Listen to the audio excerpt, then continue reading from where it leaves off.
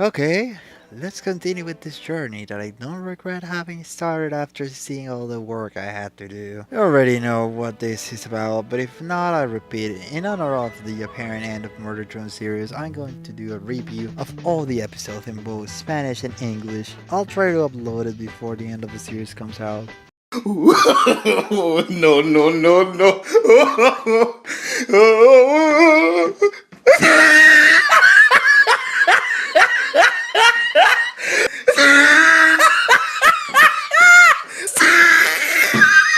For my part, I'll be recording the third episode called The Prom, or Elegantes as it's called in Spanish. Es muchas gracias Google por traducir tan bien como siempre. And I said it in the previous video, that this will be an interesting journey, right? Yeah, let's just start with this, okay?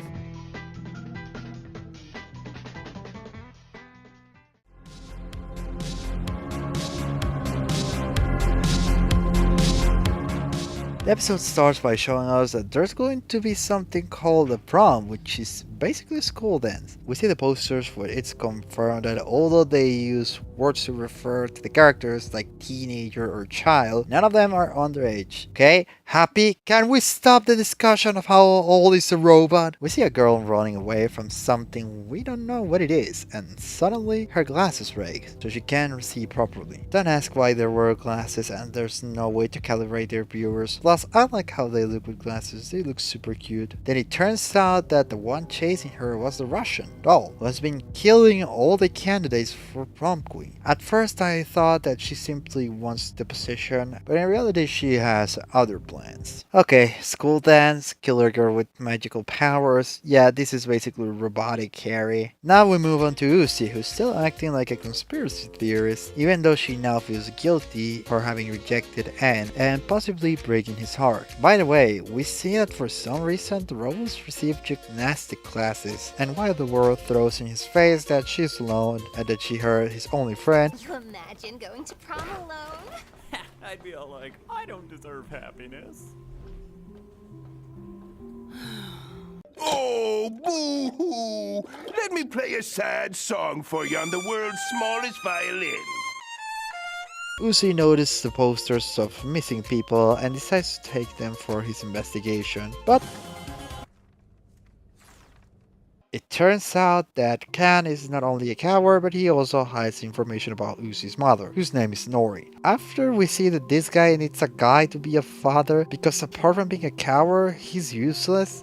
Personal space for very alarming coping mechanisms isn't covered under a non-optional family support structure. What the hell is wrong with you? God manages to be an even worse father about not only forcing Uuugghhh to go to the prom with his bullies, but also being his chaperone. Back to Anne and B. It seemed that B convinced Anne to look for outfits to go to the prom with the intention of killing everyone. After an argument between the two, B makes it clear that she knows more than what she says she knows. And for some reason, she asks Anne to stay away from the devil's symbol stuff, making it clear that apparently she not only knows more than what she says, but maybe she does remember better what happened in the mansion. After that we go to Doe's room, which apparently she doesn't get rid of the posters. Okay, I guess she's not afraid of being discovered. So Uuugghh senses that something isn't right. However, Doe blocks the exit, and although she doesn't say anything and just smiles, it makes it clear that she won't let her out, so Uuugghh goes to the bathroom to change. Hey, if robots aren't waterproof, why did they have bathrooms? Back to N and P, and trying to convince V to be honest about what she knows, to which V responds, Please, what do you know? What's best for you? Even if you hate me for it. This scene is really sad when you see the small details. Two skeletons from the clothes they were wearing, everything points to them having been on a date or being close ones. It's not the first time Anne tries to get close to V. However, there's something she knows that she doesn't want to reveal in order to protect Anne, even if he hates her for it, implying that V still has feelings for him, but she has to swallow them for the sake of both. Yeah, I think you can guess my favorite ship. That won't invalidate my opinion though. Once again, ironically hurting Anne, who it seems just wanted a date with his crush. Don't worry my boy, when our wife closes, an emo opens. Okay, I wanted to make the joke when a door closes a window opens, but now that I wrote it I think that sounded very bad. There's a star. And speaking of emos, we go back to Uuugghhh, who finishes getting dressed for the dance, and after breaking a mirror, she managed to hear how Lizzie plans to let Bee in and for Doll to kill Uuugghhh. Do your thing, and I'll let in be. We'll see you there. I think that's not how walls work, let me tell you. But after looking into the bathtub, Uuugghhh discovers that Doll is the one who has been behind the disappearances and that in fact she has the same little devil symbol. Why does she keep the mirrors in the bathtub instead of just destroying them or getting rid of them? Well, thanks to this, Uuugghhh gives her a band, giving away to one of the most iconic jokes, but I must admit that I don't like it. Как они по-русски любят говорить. Ой, я должна была предположить, что кто-то сможет убежать через вентиляцию, используя выброшенное зеркало как ступеньки. Look, I know that because of the Iron Curtain, there are many things that we don't know about Russia.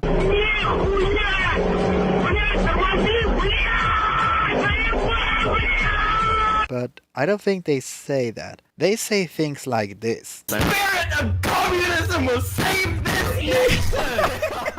But well, Uuugghhh escapes from there completely terrified, but fortunately her charming prince arrives to the rescue. And after an excellent reconciliation, I'll talk in detail when I get to that later, and giving us the Odyssey meme, we go to the dance, where Bee arrives to do a massacre, since it turns out that Lizzie was making friends with her to gain her trust. But Bee thinks that she tricked Lizzie into letting her in, but plot twist, it was all a trap by Lizzie and Doll. At first Bee was going to kill everyone, but when they announce her as prom queen, she lets herself go and decides to enjoy the moment. But Doll is just waiting for her moment.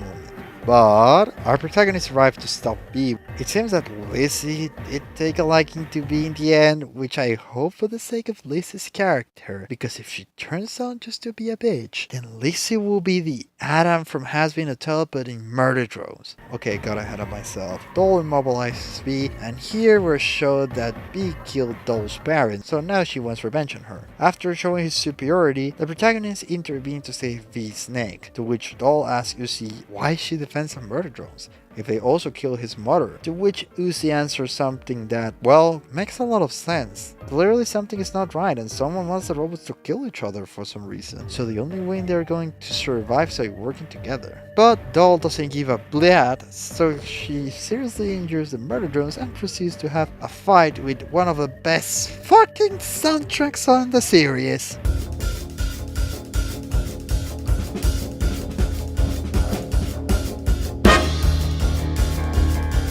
While the fight continues, Lizzie helps Anne and Bee to repair themselves, and this image exists. Uuugghhh faces Doll jumping everywhere as if it were an Undertale fight, all this with Anne's help.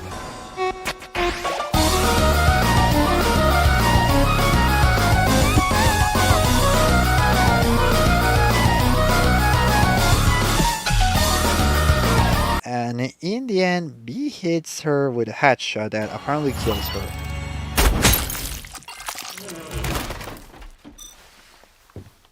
After another joke that I did find funny, What? She's fine.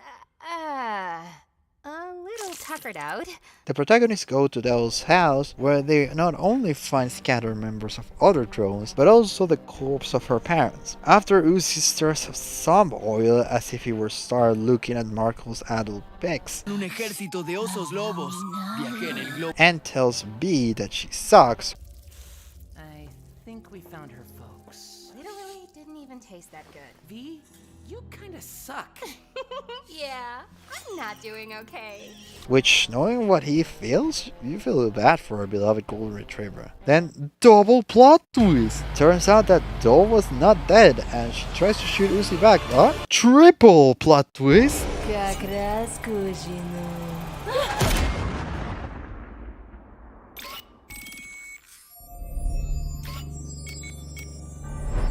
Uzi managed to stop her since by consuming the oil it seems that it awakened his powers, to which Doll leaves saying that she will look for something that can save them both, and in the end we see that all the ships that appear in episode 1 crash, except one from which a human comes out, who seemed to be the girl from Anne's flashback, Tessa, who grew up and became a technician for the company. And Jay also returned, ending the episode.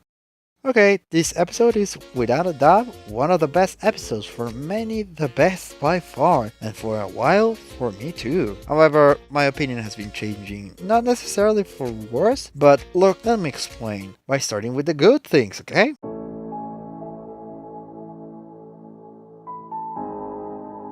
First, the most obvious, the animation. I'm not going to go into detail here since it's excellent as always, there's nothing more to add, but I would like to highlight things like the excellent choreography of the battle between Doll versus B and Uzi. They start from the same concept of Jay versus Uzi, a character without powers faces one who does have them, but while in Jay versus Uzi it felt very rough, as if Jay couldn't move freely because knowing how agile the murder drones are, she would have killed Uzi in a second. Here, however, the choreography is much more dynamic. Accompanied by one of the best soundtracks of the series, it's an excellent visual spectacle.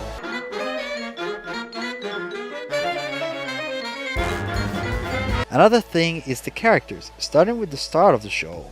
Doll. She works really well as a villain in this episode. She doesn't get as disturbing as Eldred J, but she really feels like a powerful presence. You don't know how she's going to react, and she really feels like a constant danger. The scene with Uzi in his house, for example, she doesn't say a single word, but she's in complete control of the situation, and she's not afraid to hide what she is. She knows Uzi saw the posters and she doesn't care. She's a serial killer that doesn't hide, and I like the change of focus. In the previous chapter, the villain was more of a mystery, something that kept hiding. Here, the villain is an imposing presence that doesn't hide, since she's convinced of superiority over anyone. And it's still the same, he doesn't change, but you feel bad every time he's mistreated, as if we were a dog that is being mistreated. On the other hand, V is a more interesting character here. Up to this point she was your crazy anime girl, the crazy one of the group, a rather flat character. The fact that she's actually acting and that she can remember the past and seeing the great contrast between his version of the past makes you want to know what happened to her to end up like this. It also makes his relationship with Anne sadder. Knowing that his feelings are reciprocated makes the line of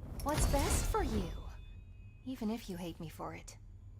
very sad, because that is what ends up happening. Anne gets fed up of wanting to get close to B, and she only rejects him, humiliates him, or insults him. B says that she does the best for him, even if he hates her for it. And that is indeed what begins to happen. It is a typical story of tragic lovers, but the truth is, it works, and honestly, when I saw it for the first time, I did not think I would see this from a character like B. On the other hand, Uzi, when separating from Anne, returns to a bit to his edgelord side, but she does not become unpleasant. The reconciliation is one of the best I have seen in my life. Let me explain here. They don't use the "oh, there was a misunderstanding so my friend and I broke up" trope. The reason Uzi and Anne break up isn't because of a forced fight started by a misunderstanding. In fact, they never had hard feelings, so it's not really a breakup. They're just two kids who went through a traumatic experience and didn't know how to act.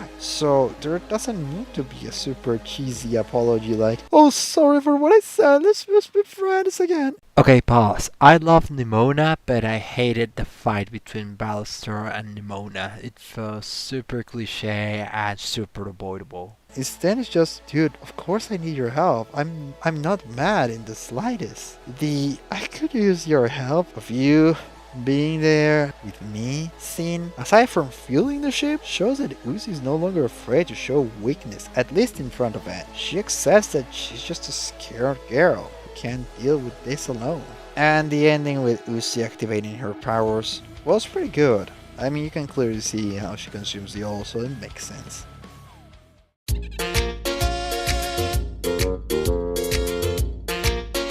Okay, Now let's go with the bad, okay? Let's start with something simple. The main problem with this episode is that it's very predictable. The previous one was an episode that took several plots that you didn't know how it will end up converging. You knew that the plots would end up joining, but not how and what will end up happening. Here, really, if you think about it well, you can easily predict most of the script, which makes it quite formulaic, so to speak. Also, as much as I have highlighted that the series knows how to break stereotypes, the truth is that the plot of the school dance has been seen a lot. It is not a bad thing since they do something good with it, but basically here, like the previous one, there's several plots, but unlike the previous one, you can deduce how they will end and what the climax will be. This can also be observed with the narrative. That is, something strange happened, we investigate a little, confrontation, and at the end it presents something to generate a cliffhanger. While I can watch the previous one several times and it still sticks, more because the different plots converge in a way that it's not easy to determine at first. The more I watch it, the more boring it gets because you know where everything is going even before fully watching the episode. I think that although Doll's cliffhanger at the end of the previous episode wasn't bad, I think it worked against this episode because you know what's coming. Lastly, it will be the pacing of the episode. The strange thing is that this episode lasts longer and yet it felt this episode was more rushed. It's like they cut part of the beginning. Like there was a larger beginning of the episode, but it was cut off. But I don't know, maybe it's because this episode is more predictable. But it's not a big deal. But well, that will be all. What I'm trying to say is that although this episode is better than the previous one, I think it won't age as well as episode 2. I'm already 3 and I'm missing 4 episodes. I hope I can get there on time. As I said, if you like it, share it so that more people know about the story. And I hope that my babbling was at least entertaining to you. And since the series always ends up on a cliffhanger, I'll do the same thing, letting you know that the next episode for me is the worst of all.